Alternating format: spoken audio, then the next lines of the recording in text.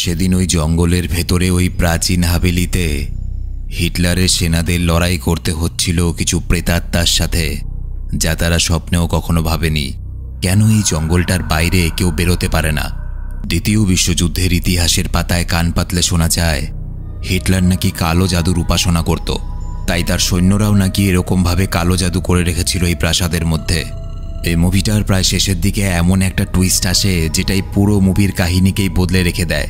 ভিডিওটা দেখার সময় শুধু একটা জিনিস মনে রেখো, আমরা চোখে যা দেখি জরুরি নয় সেগুলো সব সত্যি। কেন বললাম আজ বুঝে যাবে। একটা সেরা war horror movie, ghost of war. সাল 1944, সময়টা দ্বিতীয় বিশ্বযুদ্ধের। এই সময় ফ্রান্স দখল নেয় নাৎসি সেনারা এবং নাৎসি সৈন্যদেরকে ফ্রান্স থেকে তাড়ানোর জন্য ইতালি থেকে বেশ কিছু অ্যালাইড ফোর্সকে পাঠানো হয় ফ্রান্সে।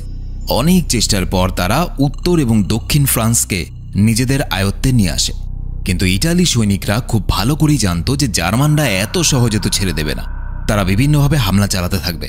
সুতরাং তারা যদি এখান থেকে আবার ইতালিতে চলে যায় তাহলে জার্মানরা আবার ফ্রান্স দখল নিয়ে নেবে। তো এই জন্য তাদের মধ্যে কিছু সৈনিককে জঙ্গলের মাঝে একটা জায়গায় একটু আরাম করতে দেখা যায়। হঠাৎ সেই সৈনিকগুলোর মধ্যে একজন দুঃস্বপ্ন দেখে, ঘুম ভেঙে যায় এবং সে লক্ষ্য করে তার সামনে কেউ একজন দাঁড়িয়ে আছে। সৈনিকটা যখন লোকটার মুখ দেখার চেষ্টা করছে তখন লোকটা আচমকা একটা সিগারেট ধরিয়ে টানতে শুরু করে। স্বাভাবিকভাবেই সৈনিকটা ভাবে হয়তো এই লোকটা শত্রু দলের অর্থাৎ জার্মানদের মধ্যে কেউ হবে, তাদেরকে ফলো করতে করতে এখানে চলে এসেছে। সে বেশ কয়েকবার লোকটাকে জিজ্ঞেস করে নাম কি, কিন্তু লোকটা কোনো উত্তর দেয় না। সে নিজের পকেট থেকে একটা বন্দুক বের করে আর লোকটাকে গুলি করতে যায়, কিন্তু আশ্চর্যের ব্যাপার, গুলি করতে গিয়ে সে হঠাৎ করে গায়েব হয়ে যায়। এই সৈনিকটা, এর নাম ক্রিস। তো ক্রিস ভাবতে থাকে যে অনেকদিন ধরে বাড়িঘর ছেড়ে আছি এবং এতটা যুদ্ধও করতে হয়েছে, সুতরাং হয়তো আমার কোনো মনের ভ্রম হয়েছে। পরের দিন সকালবেলায় তাদের দলের সবাই ম্যাপ এবং কম্পাস সবকিছু ভালো করে দেখে বুঝে রওনা দেওয়ার জন্য প্রস্তুতি নিতে থাকে। জানা যায় তাদের দলে মোট 5 জন সদস্য। ক্রিস, তাদের লেফটেন্যান্ট, ট্যাপার্ট, ক্লার্ক, ইউজিন আর বোচি। তারা যাত্রা শুরু করতেই যাবে এমন সময় কার্ক জানায় যে তার পায়ের পাতা নাকি বেশ কিছুদিন ধরে অস্বাভাবিকভাবে চুলকোচ্ছে। কিন্তু সৈনিকদের যা খুশি হোক না কেন, তারা তো থেমে থাকতে পারে না। তারা এগোতে শুরু করে। অনেকটা দুর্গম পথ অতিক্রম করার পর এক জায়গায় ক্রিস যে দলটার প্রতিনিধিত্ব করছিল সে দূর থেকে একটা জিপ আসার আওয়াজ পায়।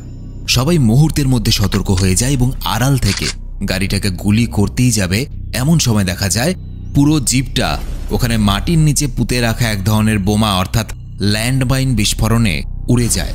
কাছে গিয়ে দেখা যায় যে জার্মান সৈনিকদের একটা জিপ ছিল। যে সকল জার্মান সৈনিকরা জীবিত ছিল তাদেরকে মেরে ফেলে তাদের কাছ থেকে টাকা পয়সা আরও যা কিছু ছিল তারা সবকিছু নিয়ে উল্টো দিকে রওনা দেয়। এইভাবে তারা পরে আরও কিছুদিন পাহাড়ে ঘেরা ধুধু মাঠের ওপর দিক দিয়ে চলতে থাকে। এক জায়গায় তারা আবার থেমে যায়। তাদের মনে হয় দূর থেকে বেশ কিছু লোক তাদের দিকেই ধেয়ে আসছে। তারা আবারও বন্দুক তাক করে শত্রুর মোকাবেলা করার জন্য। তবে এবার তারা লক্ষ্য করে যে কোনো জার্মান সৈন্য নয়, বরং জার্মানদের হাত থেকে মুক্তি পাওয়া কিছু ফরাসি মানুষ নিজেদের পরিবার লোকজনের সঙ্গে এদিকে এগিয়ে আসছে। তারা কোথায় যাচ্ছে বুঝতে না পারলেও তাদের মধ্যে এই মহিলা এবং এই বাচ্চাটার জরাজীর্ণ অবস্থা দেখে প্যাটার্ট তার জ্যাকেট এবং ওই মৃত জার্মান সৈনিকদের কাছ থেকে যা যা পেয়েছিল সবকিছু মহিলাকে দিয়ে দেয়। তারা আরও এগিয়ে যেতে থাকে এবং এক জায়গায় এসে পৌঁছে দেখে চারদিকে বাড়িঘর আগুনে জ্বলছে এবং সৈনিক দেখলেই সেখানকার বাসিন্দারা ভয়ে দরজা জানালা বন্ধ করে দিতে থাকে। অনেকক্ষণ ধরে পথ চলার পর তারা ফাইনালি নিজেদের গন্তব্য অর্থাৎ এই বিশাল প্রাসাদের সামনে এসে পৌঁছায়। জানা যায় একসময় এই প্রাসাদটা নাকি ছিল জার্মানদের আস্তানা, কিন্তু এখন সেখানে পাহারায় থাকতে হয় অ্যালাইড ফোর্সদের। সেই প্রাসাদের মধ্যে যে সকল সৈন্যরা ছিল তারা উপর মহলে খবর পাঠায় কোনো একটা বিশেষ কারণে তারা এই প্রাসাদের মধ্যে আর থাকতে পারছে না। তাই ওপর মহল থেকে সিদ্ধান্ত নেওয়া হয়েছিল যে ক্রিস এবং তার দলকে এই প্রাসাদে পাঠানো হবে এবং এই জন্যই তারা এসেছে। ক্রিসদের সেখানে আসতে দেখে আগে থেকে যে সৈনিকরা ওই প্রাসাদের মধ্যে ছিল তারা হন্তদন্ত করে বেরিয়ে যায়। ক্রিসদের কেমন যেন একটা খটকা লাগে। দেখে মনে হচ্ছিল সৈনিকেরা কোনো একটা ভয়ে যতটা তাড়াতাড়ি পারে এই প্রাসাদ ছাড়তে পারলে বাঁচে, নয়তো এত ভালো প্রাসাদ, খাবারের কোনো অভাব নেই, কোনো অসুবিধা নেই, এত চলে যাওয়ার জন্য এরা মরিয়া কেন হয়ে উঠেছে? কি এমন রহস্য আছে এই প্রাসাদে? সৈনিকরা ক্রিসদের কোনো প্রশ্নের উত্তরই দেয় না, বেরিয়ে পড়ে। ওরা চলে যাওয়ার পর সৈন্যরা এক প্রান্ত থেকে আরেক প্রান্ত এই প্রাসাদটাকে খতিয়ে দেখতে শুরু করে। বাড়িটা বড়ই অদ্ভুত। ঘরের মেঝেতে এরকম দাগ দেখতে পাওয়া যায়। দাগগুলো দেখে মনে হচ্ছিল কেউ যেন বড় বড় নখ দিয়ে আঁচড়ে মেঝের মধ্যে এরকম দাগ করেছে। সেই ঘরেরই আরেকটা প্রান্তে কার্পেটের ওপর এইরকম আরেকটা কালো ছোপ দেখা যায়, যেন কিছু একটা এর ওপরে রেখে আগুন জ্বালানোর ফলে সে আগুনের তাপে জায়গাটা কালো হয়ে গেছে।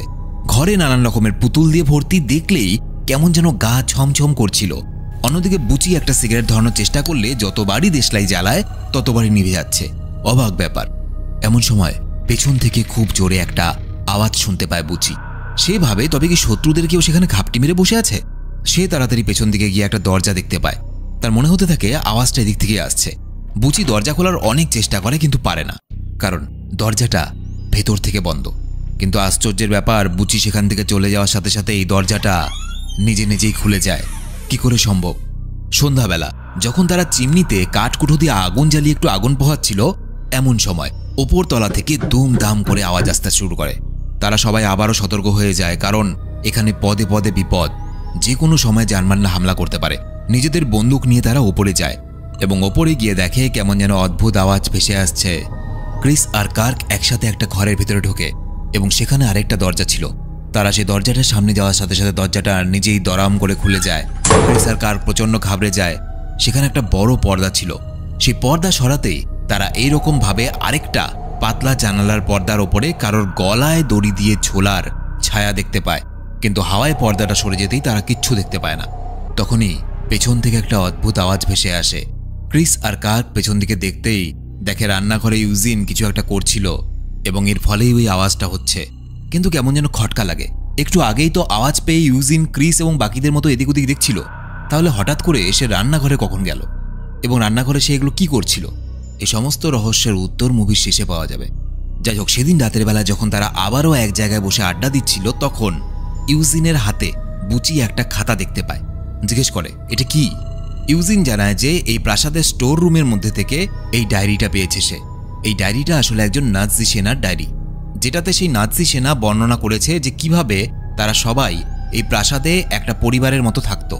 বহু ইহুদিকে জার্মান সেনারা প্রাণে বাঁচতে সাহায্য করেছিল এবং এটা জানার পর জার্মান সেনাদেরকে তাদেরই ওপর মহল থেকে কষ্ট দিয়ে প্রচণ্ড অত্যাচার করে শেষ পর্যন্ত তাদেরকে মেরে ফেলা হয়। ডায়েরিটা খোলার সাথে সাথেই ওপরতলা থেকে আরেকটা আওয়াজ আসতে থাকে। এবারের আওয়াজটা কেমন যেন অন্যরকম, কেমন যেন একটা ধীরে, একটা অদ্ভুত তালে আওয়াজ হচ্ছিল। কান পেতে খানিকক্ষণ আওয়াজটা শোনার পর ক্রিসের মনে হয় এটা হয়তো কোনো প্রকারের এক ধরনের কোড।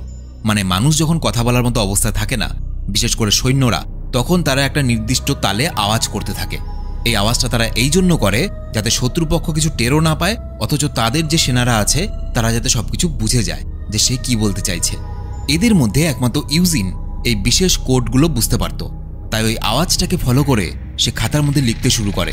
আর সেই সবদি দেখা যায় ওই যে আওয়াজটা হচ্ছে, ওই আওয়াজে কে যেন বলতে চাইছে, খুব ভালো করে শোনো তোমরা, আমার দুটো পা বাদ গেছে। আর ঠিক তখনই ওপর থেকে একটা কাঠবিড়ালি ধপাস করে পড়ে ওই চিমনির মধ্যে। তারা সবাই ভয়ে আটকে ওঠে। এই প্রাসাদে আসার পর থেকে কিছু না কিছু ঘটেই চলেছে, এটা তারা বুঝতে পেরেছে এবং এই ঘটনাগুলো যে অদ্ভুত এই বিষয়েও তারা একমত। ক্রিস সিদ্ধান্ত নেয় রাতের বেলা তারা সবাই আলাদা আলাদা শোবে। প্যাটার্ড ওই চিলেকোঠার দায়িত্বে থাকবে, কারণ চিলেকোঠা থেকে বাইরের দিকটা খুব ভালো মতো দেখা যায়। সুতরাং এই প্রাসাদের বাইরে থেকে কেউ ভেতরে বা ভেতরে থেকে কেউ বাইরে যাচ্ছে কিনা সেটা প্যাটার্ড নজরে রাখতে পারবে। ক্রিসের কথা মতো চিলেকোঠায় প্যাটার্ড এইভাবে জানালায় বন্দুক তাক করে বাইরের দিকটা ভালো করে নজর রাখছিল। কিন্তু এমন সময় রহস্যজনকভাবে দেখা যায় কেউ তার পেছনে রাখা একটা আলমারি থেকে বেরিয়ে আসছে এবং ঠিক একই সময়ে নজর রাখতে রাখতে ওই ফাঁকা জমিটার ওপরে কাকে যেন শূন্যে গলায় দড়ি দিয়ে ঝুলতে দেখে প্যাটার্ড। কিন্তু চোখের পলক ফেলা মাত্রই সেই জায়গাটা ভালো করে দেখতে গিয়ে প্যাটার্ডের চোখে কিন্তু আর কিছু পড়ে না। আচমকা সে যেন কেমন একটা অদ্ভুত চেহারার লোককে তার চোখের সামনে চলে আসতে দেখে। প্যাটার্ড চমকে গিয়ে ছিটকে দাঁড়িয়ে পড়ে আর পেছনের আলমারিটাও দরাম করে বন্ধ হয়ে যায়। প্যাটার্ড টর্চ নিয়ে তাড়াতাড়ি নিচে নেমে আসে, চারদিকটা ভালো করে খতিয়ে দেখে কিন্তু কিছুই দেখতে পায় না। তবে প্রাসাদের জানালা থেকে ক্রিস এই সমস্ত কিছুর উপর নজর রাখছিল। অন্যদিকে স্টোর রুমে থাকা ইউজিন সেই প্রাসাদে যে পরিবার থাকতো তাদের একটা ছবি পায়। দেখা যায় সেই পরিবারের স্বামী, স্ত্রী এবং তাদের দুই সন্তান, একটা ছেলে এবং একটা মেয়ে, এবং এই পরিবার হেলউইক্স নামে পরিচিত ছিল। ইউজিন ওই ডায়েরিটা খুলে পড়ার চেষ্টা করে। তার কানে কেমন যেন অদ্ভুত গোলাগুলির আওয়াজ ভেসে আসতে থাকে। ডায়েরিটা বন্ধ করে সে সেই পরিবারের ছবিটার দিকে তাকালে অবাক হয়ে যায়, কারণ এই ছবিটার মধ্যে কিছুক্ষণ আগে যাদের ছবি ছিল তাদের মধ্যে এই ছবির মধ্যে আর কাউকেই দেখতে পায় না সে। সেদিন চিলেকোঠায় যে কার্পেট পাতা ছিল সেটা সরাতে গিয়ে ইউজিন আর প্যাটার্টের চোখে পড়ে মেঝের উপরে কেমন যেন অদ্ভুত আঁকাআঁকি করা আছে। তারা সেসব নিয়ে বেশি মাথা ঘামায় না, কারণ তারা জানতো হিটলার কালা জাদুতে বিশ্বাস করে। তাই হয়তো হিটলারের সেনাবাহিনীর মধ্যে কখনো এই প্রাসাদের মধ্যে কেউ কালো জাদু করেছিল। পরের দিন হঠাৎ খবর আসে যে বেশ কিছু নাৎসি সৈনিক সেই প্রাসাদে নাকি হামলা করতে আসছে। প্যাটার্ট এটা শুনে পালিয়ে যেতে চাইলেও ক্রিস বলে, আমরা মরে যাব, তবু আমরা আমাদের জমি ছাড়ব না।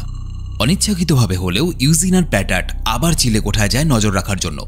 এরপর ইউজিন আর প্যাটার্ট দুজনে মিলে কাঠের আলমারিটাকে সরাতে গেলে আলমারির একটা পাল্লা সজোরে এসে ইউজিনের হাতের ওপরে পড়ে। তার হাতের আঙুলগুলো ভেঙে দুমড়ে মুচড়ে যায়।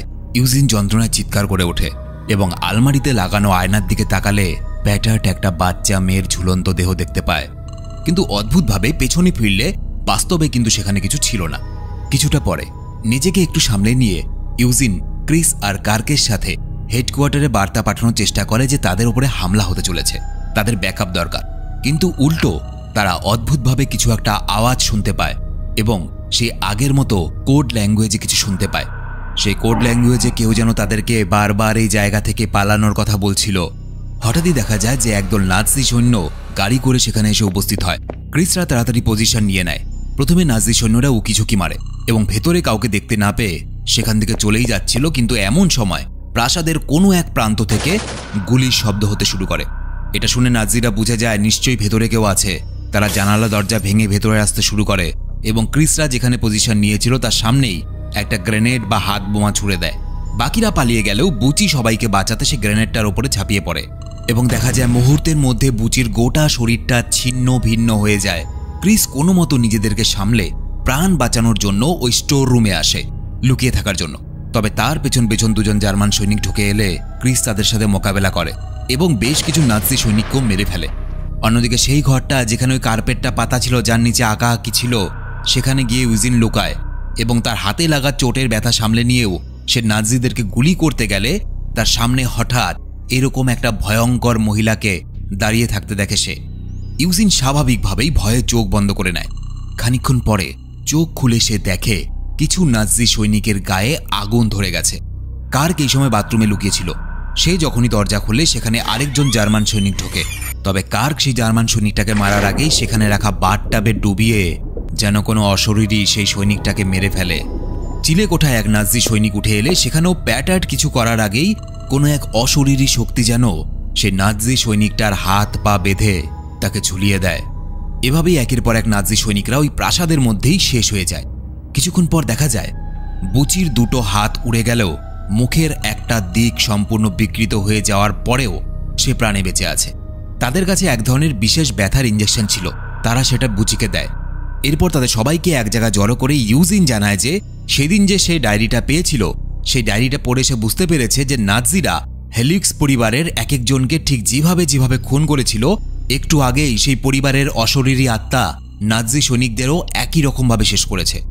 অর্থাৎ হেলিক্স পরিবার, অর্থাৎ যারা এই প্রাসাদে আগে থাকতো, তাদের আত্মা এখনও এই প্রাসাদের মধ্যে অতৃপ্ত হয়ে ঘুরে বেড়াচ্ছে। বাথরুমে গেলে ক্রিস ওই বাথটাবের দিকে এক দৃষ্টে খানিকক্ষণ তাকিয়ে থাকে। হঠাৎ কাউকে একজন সে দাঁড়িয়ে থাকতে লক্ষ্য করে। পিছন ফিরতে দেখা যায় আবার সামনে কেউ নেই। ক্রিস হঠাৎ সেখান থেকে উঠে বেরোতে গেলে তাকে কে যেন সজোরে ওই বাথটাবের ভেতরে টেনে নেয় এবং তিনজন লোককে মুখে মুখোশ পরে হাতে স্ক্রুড্রাইভার নিয়ে দাঁড়িয়ে থাকতে দেখতে পায় ক্রিস। ক্রিস জলের মতো ছটফট করতে থাকে, কিন্তু তখনই ইউজিনের ঝাঁকুনিতে তার ঘুম ভেঙে যায়। ক্রিস স্বপ্ন দেখছিল। এরপর দেখা যায় অসুস্থ বুচির জ্ঞান ফেরার পরে সে চিৎকার করতে থাকে। সে বারবার চিৎকার করে বলে, আমরা যা কিছু দেখছি এগুলো কোনো কিছু সত্যি না, এগুলো বাস্তব না, তোমরা ভুল করছো, আমার কথাগুলো তোমরা মনে রেখো, আমি সত্যি বলছি। এরপরেই বুচির দেহ শিথিল হয়ে যায় এবং বুচি মারা যায়। বুচি মরার আগে ওরকম চিৎকার করে এইসব কথাগুলো কেন বলে গেল? দেখা যায় এরা আর কেউ এক মুহূর্ত এই প্রাসাদে থাকতে চায় না। ক্রিসকে এই কথাটা তারা স্পষ্ট জানিয়ে দেয়। ক্রিস তাদেরকে বলে, আমি তোমাদের কথা বুঝতে পারছি, কিন্তু তোমরা খুব ভালো করেই জানো দায়িত্ব ছেড়ে একটা সৈনিক যদি পালায় তাহলে পরে কিন্তু আমাদের সবার জেল হতে পারে। বাকি জীবনটা কি তোমরা জেলে কাটাতে প্রস্তুত? বুচির দেহটাকে কবর দিয়ে জিনিসপত্র গুছিয়ে তারা রওনা দেওয়ার জন্য প্রস্তুত হতে শুরু করে। ইতিমধ্যে ইউজিন যে ডায়েরিটা সবসময় পড়তো সেই ডায়েরিটা খুলে ক্রিস দেখে সেই ডায়েরির মধ্যে একটা লেখাও লেখা নেই। তবে কি ইউজিন তাদেরকে সেখান থেকে পড়ে পড়ে হেলিক্স পরিবার সম্বন্ধে যা যা বলতো সেগুলো সব মিথ্যে? ইউজিনকে ক্রিস গিয়ে জিজ্ঞেস করে। ক্রিসকে কেমন যেন এড়িয়ে যায় ইউজিন এবং বলে, ওই ডায়েরির মধ্যে জার্মান ভাষা কিছু লেখা আছে, তুমি হয়তো বুঝতে পারছো না, কিন্তু এটা কি করে সম্ভব? কি রহস্য লুকিয়ে আছে ওই ডায়েরিতে? তারা বেশি কিছু না ভেবে বেরিয়ে পড়ে, কিন্তু এবার তারা একটা অত্যন্ত আশ্চর্য ব্যাপার লক্ষ্য করে। তারা আসার সময় ঠিক যা যা দেখেছিল, যেমন এই উল্টে থাকা গাড়ি, ওই ইহুদি বা ফরাসি লোকগুলোকে, ওই জার্মানদের বোমা বিস্ফোরণে উল্টে যাওয়া গাড়িটা এবং সেই মৃত এবং অর্ধ উলঙ্গ নাৎজি সৈনিকদের ফিরিয়ে যাওয়ার সময়ও বারবার সেই একই ঘটনাগুলো তারা চোখের সামনে দেখতে থাকে। মানুষ যেরকম করে কোনো টাইম লুপের মধ্যে আটকা পড়ে গেলে একই জিনিস তার সাথে বারবার হয়, এদের সাথেও তাই হচ্ছিল। রাতের বেলা তারা যখন বিশ্রাম নিচ্ছিল, প্যাটার্ট একটা দুঃস্বপ্ন দেখে যে কেউ তাকে গলায় দড়ি দিয়ে ঝুলিয়ে দিয়েছে। ঘুম ভাঙলে সে দেখতে পায় যে তার পাশে মাটির উপরে কেউ আঙুল দিয়ে ভেট্রু লেক নামে একটা শব্দ লিখে গেছে। ভেট্রু লেক শব্দটা সবার খুব চেনা চেনা লাগছে, কিন্তু কেউ মনে করতে পারছে না যে শব্দটা কোথায় শুনেছে, কবে শুনেছে। তারা স্পষ্ট বুঝতে পারছিল যে এই এলাকা থেকে তারা কিছুতেই বেরোতে পারছে না। তারা যতবার যাচ্ছে একই জায়গায় ঘুরপাক খাচ্ছে। তারা উপায় না পেয়ে আবার সেই ভৌতিক প্রাসাদে ফিরে আসে। ক্রিস বলে, আমার মনে হয় এই পরিবারের লোকগুলোর দেহ এখানেই কোথাও লুকানো আছে। হয়তো তাদের দেহ সৎকার করা হয়নি, তাদের দেহ আমাদের সৎকার করা উচিত। ক্রিস চারিদিকে পাউডার ছড়িয়ে দেয় যাতে কোনো অশরীরী তার ওপর দিয়ে হেঁটে গেলে তারা বুঝতে পারে, এবং ঠিক হয়ও তাই। খানিকক্ষণের মধ্যেই ওই পাউডারের উপরে কার পায়ের ছাপ পড়তে থাকে এবং সে পায়ের ছাপটা ক্রিসের দিকে এগিয়ে আসতে থাকে। ভয় পেয়ে একসময় ক্রিস চোখ বন্ধ করে নেয়, তবে একটু পরে আর কোনো আওয়াজ না পেয়ে সাহস করে চোখ খুলেই সামনে এক ভয়ঙ্কর মহিলাকে দেখতে পায়। ক্রিস ছাড়া বাকি কেউই সেই মহিলাকে দেখতে পায় না। ওই অশরীরী ক্রিসকে ট্রেনে হিচড়ে প্রাসাদ থেকে বাইরে নিয়ে যেতে থাকে। কি করবে ভেবে না পেয়ে প্যাটার্ট গুলি চালাতে থাকে, কিন্তু অশরীরীর গায়ে কি আর গুলি লাগে? ক্রিসকে প্রাসাদের থেকে দূরে একটা ছোট্ট ঘরে নিয়ে যায় সেই অশরীরীটা। বাকিরাও হন্তদন্ত হয়ে সেখানে যায়, কিন্তু সেখানে ঢুকতেই তাদের মাথা কেমন যেন ঝিমঝিম করতে থাকে। তারা কিছুই ঠিকমতো দেখতে পায় না, আর অবচেতনে তারা একটা অদ্ভুত বাড়ি, একটা হিজাব পরা মহিলার কান্না এবং বোমা বিস্ফোরণের দৃশ্য তাদের চোখের সামনে ভেসে উঠতে দেখে। অবশেষে অনেক কষ্টে তারা সেই বাড়িটার শেষ প্রান্তে এসে পৌঁছায় যেখানে ক্রিস বসেছিল, এবং সে দেখায় যে সেই বাড়ির সিঁড়ির ওপরে ওই পরিবারের সবার লাশগুলো রাখা ছিল। তারা ঠিক করে যে লাশগুলোকে তারা কবর দেবে, কিন্তু তাদের কবর দেওয়ার সাথে সাথেই প্রাসাদের ভেতরে থাকা প্যাটার্ট আবারও হেলুইগের স্ত্রীকে দেখতে পায়, এবং তারপরেই হঠাৎ ইউজিন লক্ষ্য করে যে ডায়েরির মধ্যে যা যা এতদিন জার্মান ভাষায় লেখা ছিল, সেই জার্মান ভাষার লেখাগুলো আরবি ভাষায় লেখা হয়ে গেছে। ইউজিন জানায় যে নিশ্চয়ই তাহলে হেলুইগ পরিবারের সবাই আফগান ছিল বা আরবের ছিল, ফরাসি তো নয়। এইসব কথা বলতে বলতেই তাদের সামনে গোটা হেলুইগ পরিবার এসে উপস্থিত হয়। অর্থাৎ হয়তো ক্রিসরা তাদেরকে কবর দেওয়ার পর তাদের আত্মা আরও বেশি শক্তিশালী হয়ে উঠেছিল। প্যাটার্টকে দেখা যায় চিলেকোঠার ঘরে আকাশে আঁকা ছকটার উপরে বসে কেমন যেন মন্ত্র আউড়ে যাচ্ছে, আর চারদিক থেকে শুধুমাত্র একটাই আওয়াজ ভেসে আসছে, ভেট্রু লেক, ভেট্রু লেক, ভেট্রু লেক। তাদের তিনজনের উপরেই হেলুইগ এবং তার পরিবার ঝাঁপিয়ে পড়ে, এবং কিছুক্ষণ পর ক্রিসদের চোখের সামনে সেই আত্মাগুলো কেমন যেন ঝাপসা হয়ে যেতে থাকে। হেলুইগের স্ত্রী একসময় ক্রিসকে টেনে আয়নার সামনে দাঁড় করিয়ে দিলে ক্রিস চোখের সামনে নানান রকম অদ্ভুত ঘটনা ভেসে উঠতে দেখে, এবং হঠাৎ করে বুচির বলা কথাগুলো কেমন যেন ভেসে আসতে থাকে। যা কিছু দেখছো কোনো কিছু সত্যি নয়, যা কিছু হচ্ছে তা কোনো কিছুই বাস্তব নয়। এবং হঠাৎই দেখা যায় চারদিকটা কেমন যেন পাল্টে যায়, এবং ওরা দেখে তারা কোনো প্রাসাদে বা কোনো জঙ্গলের মধ্যে নেই। ক্রিস এবং তার দলের সবাই একটা হাসপাতালে শুয়ে আছে। তাদের জ্ঞান ফিরতেই ক্রিস শুরুতে কিছু বুঝতে পারে না। পায়ের চাদর সরিয়ে ক্রিস দেখে তার দুটো পা নেই। ডাক্তাররা তাকে জানায় যে তাদের শেষ মিশন ছিল আফগানিস্তানে, এবং সেখানে একটা দুর্ঘটনা হয়। তাতে তাদের শরীর এবং ব্রেন গুরুতরভাবে জখম হয়, এবং ক্রিস সহ তাদের দলের কারো হোশ আসছিল না। সবাই অজ্ঞান বা কোমা অবস্থায় ছিল। তাই সেখানকার একজন সায়েন্টিস্ট কাম ডাক্তার, যার নাম ডক্টর অ্যাঞ্জেল, তিনি একটা সিমুলেটেড রিয়েলিটি তৈরি করেন। কাকে বলে সিমুলেটেড রিয়েলিটি? সিমুলেটেড রিয়েলিটি হলো, মনে করো আমরা আমাদের চারপাশে যা কিছু দেখছি, আমাদের সঙ্গে যা কিছু হচ্ছে, এই যে তুমি আমার ভিডিও দেখছো, এই সমস্ত কিছু কাল্পনিক। এই সমস্ত কিছুর কোনো অস্তিত্ব নেই। আমাদের চারপাশে আমরা যা দেখছি সেগুলো শুধুমাত্র কম্পিউটার দিয়ে তৈরি করা একটা প্রোগ্রাম, আর কিছু নয়। তো কম্পিউটারের মাধ্যমে তৈরি করা কোনো কাল্পনিক বাস্তবকে সিমুলেটেড রিয়েলিটি বলে। তো সেই ডাক্তার কম্পিউটার দিয়ে ক্রিসদেরকে হোশে আনার জন্য ওরকম একটা গল্প তৈরি করেছিল, যেই গল্পটা তাদের ব্রেনের উপরে এতটা এফেক্ট পড়বে যাতে তাদের হোশ ফিরে আসে। সেই কাল্পনিক বাস্তব বানিয়ে একটা মেশিন দ্বারা তাদের মাথায় লাগানো তারের মাধ্যমে তাদের ব্রেনকে সেই কাল্পনিক জগতে নিয়ে গেছিল সেই ডাক্তার, এবং যার ফলে তাদের জ্ঞান ফিরে এসেছে। এবার ক্রিসের মনে পড়ে যায় তারা আসলে আমেরিকান আর্মি সৈনিক এবং আফগানিস্তানে তাদের হয়ে কাজ করছিল একটা পরিবার, এবং আফগানিস্তানে সেই পরিবারকে আইএসআইএস নামক জঙ্গি গোষ্ঠীর হাত থেকে বাঁচিয়ে নিরাপদভাবে কাবুলে পৌঁছে দেওয়ার কথা ছিল। কিন্তু শেষ সময়ে আইএসআইএস খবর পেয়ে যায় এবং সেখানে চলে আসে, এবং এই কাল্পনিক বাস্তবের মধ্যে ক্রিসরা যে পরিবারকে দেখেছিল, আসলে এই পরিবারকেও একইভাবে ছেলে ও মেয়েকে জলে চুবিয়ে গলায় দড়ি দিয়ে এবং লোকটাকে জ্যান্ত গায়ে আগুন দিয়ে জ্বালিয়ে মেরে ফেলে জঙ্গিরা। ক্রিসরা সেদিন তাদেরকে বাঁচাতে পারেনি, তারা লুকিয়ে পড়েছিল। চোখের সামনে এরকম নৃশংস হত্যা হতে দেখেও তারা কিছু করতে পারে না। আইএসআইএস চলে যেতেই তারা বাইরে বেরিয়ে আসে এবং দেখা যায় পরিবারকে হারানোর শোক সহ্য করতে না পেরে ঘরের ভেতর থেকে হেলউইগের বউ একটা টাইম বোম নিয়ে আসে এবং সেই টাইম বোমটা ফেটে গিয়ে একটা বিশাল বিস্ফোরণ হয়। ক্রিস, ইউজিন, ক্লার্ক এবং প্যাটার্ড চারদিকে ছিটকে যায় এবং বুচি কাল্পনিক জগতে যে বোমাটার ওপরে ঝাঁপিয়ে পড়েছিল, ঠিক একইভাবেও এই বাস্তব জগতেও ওই মহিলাকে বাঁচাতে টাইম বোমের ওপর ঝাঁপিয়ে পড়ে এবং ক্রিসদের দলের সবাই কেউ কেউ হয় হাত হারিয়েছে, নয় পা, বা কেউ চেহারা হারায়। এবং তাদের মধ্যে বুচির জ্ঞান আগে আসে এবং তার চেহারা এতটাই বিকৃত হয়ে গেছিল যে সে নিজেকে প্রথমবার দেখার পরেই সে প্রাণ ত্যাগ করে। এবার ক্রিসের কাছে সবকিছু জলের মতো পরিষ্কার হয়ে যায়। সিমুলেশন বা সেই কাল্পনিক বাস্তবে তারা যে বারবার ওই কোডটা পাচ্ছিল, সেই কোডটা আসলে তাদের নিজেরই মনের কথা, এবং ওই কাল্পনিক বাস্তবে যে ক্লার্কের পায়ে খুব চুলকানি হচ্ছিল, আসলে সেটা তার পোড়া ক্ষত শোকানোর জন্য হচ্ছিল, কারণ তাদের ব্রেন বারবার করে বাস্তব দুনিয়ায় ফিরে আসার কথা ভাবছিল। এবং যেহেতু তারা যে পরিবারটাকে বাঁচাতে গেছিল সেই পরিবার ছিল আফগানি, সুতরাং সেই জার্মান ভাষা আরবি ভাষা হয়ে যায়। এমনকি তারা কাল্পনিক জগতে যে বিশ্রাম নেওয়ার জন্য যেভাবে শুয়েছিল, আসলে হাসপাতালের বেডে তাদেরকে ওই একইভাবে শুয়ে রাখা হয়েছিল। ক্রিস ডাক্তার এঞ্জেলকে এবার জিজ্ঞেস করে, আপনাদের কোথাও ভুল হচ্ছে। আমরা যে কাল্পনিক রিয়েলিটিতে ছিলাম, ওখানে তো আমাদের সাথে বারবার ভৌতিক ঘটনা ঘটছিল। সেটা কি আপনি ইচ্ছে করে তৈরি করেছিলেন? আর ভেট্রুলেক শব্দটার অর্থ কি? ডাক্তার এঞ্জেল বলে, না, আমি শুধুমাত্র দ্বিতীয় বিশ্বযুদ্ধের একটা পরিবেশ তৈরি করেছিলাম, কিন্তু আমি আমার নকল দুনিয়ায় কোনো ভৌতিক বা ভুতুরে কিছু তো অ্যাড করিনি। আর ভেট্রুলেক শব্দটাও আমি জীবনে শুনিনি। তোমরাই তো এক একজন অজ্ঞান থাকা অবস্থা বারবার করে বলছিলে ভেট্রুলুক। ইন্টারনেট ঘেটে দেখা যায় ইসলামে ভেট্রুলুক একটা অভিশপ্ত শব্দ, এবং এই শব্দটা বলার সাথে সাথে চারদিকে হঠাৎ করে আলো জ্বলতে নিতে থাকে এবং ক্রিস ওই কাল্পনিক জগতে যাদেরকে দেখতে পেয়েছিল তাদেরকে নিজের সামনে দেখতে পায়। ক্রিস বলে ওঠে, তার মানে আমরাও অভিশপ্ত হয়ে গেছি। অজ্ঞান থাকা অবস্থায় আমাদের সাথে ওই পরিবারের আত্মা ওই সিমুলেশনের মধ্যে ঢুকে পড়েছিল। আমাকে আবার ওই কাল্পনিক জগতে ফিরতে হবে, যেখানে আমি তাদের কাছে ক্ষমা চেয়ে আমার দলের বাকিদেরকে বাঁচাতে পারি, নয়তো ওদের আত্মা আমাদের কাউকে জীবিত ছাড়বে না। তার কথা মতো সেখানে উপস্থিত আরেকজন ডাক্তার ক্রিসকে সেই কাল্পনিক জগতের মধ্যে ফিরিয়ে দিলেও তাকে বারবার বলতে শোনা যায়, তুমি যদি আবার সেই কাল্পনিক জগতে ফিরে যাও তাহলে কিন্তু অতীতের কোনো স্মৃতি তোমার আর মনে থাকবে না। কিন্তু ক্রিস ততক্ষণে কাল্পনিক জগতে আবার পৌঁছে গেছে। তবে শেষ অবধি ক্রিস সেই কাল্পনিক জগতে পৌঁছলেও তার চোখের সামনে এতদিন ধরে ঘটে চলা বাস্তব সেই কাল্পনিক দুনিয়ার মধ্যেও সিনেমার মতো ভেসে উঠতে থাকে। আর শেষ অবধি সে আবারও মুভি শুরুর সময় যেখানে শুয়ে বিশ্রাম নিচ্ছিল সেই জায়গাতেই ঘুম থেকে উঠে বসে এবং সামনে আবারও ওই অচেনা লোকটাকে সিগারেট খেতে দেখে এবং আবারও একইভাবে বলে ওঠে, কি চাই আপনার?